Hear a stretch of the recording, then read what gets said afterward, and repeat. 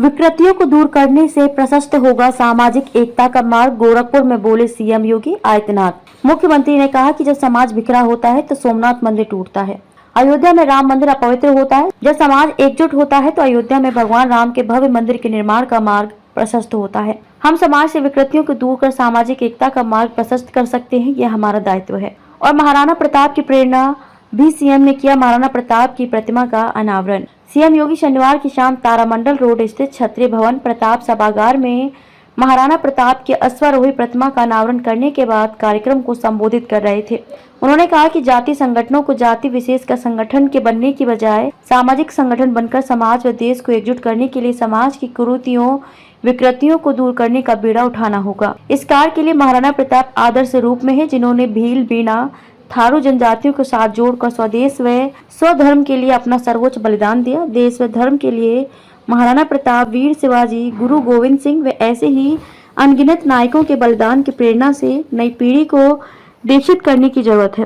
राष्ट्र नायकों की प्रेरणा से समाज को एकजुट किया जा सका है। देश व समाज के लिए जाति भेदभाव महापाप। सीएम ने कहा कि देश व समाज के लिए जाति भेदभाव, छुआछूत व अस्पृश्यता महापाप है। ये वे कारण हैं जिनसे स्वदेश व स्वधर्म पर संकट आए, देश गुलाम हुआ, धर्म स्थल नष्ट हुए। स्वदेश व स्वधर्म की रक्षा के लिए आज राष्ट्र नायक महाराणा प्रताप के त्याग व बलिदान से प्रेरणा लेकर आगे बढ़ने की आवश्यकता है।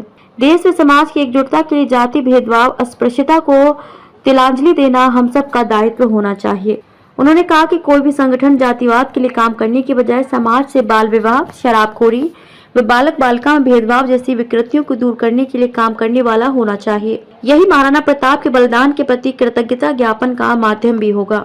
मुख्यमंत्री ने कहा कि महाराणा प्रताप का त्याग व बलिदान राज्य, जाति या परिवार के लिए नहीं था, बल्कि देश व धर्म के लिए था।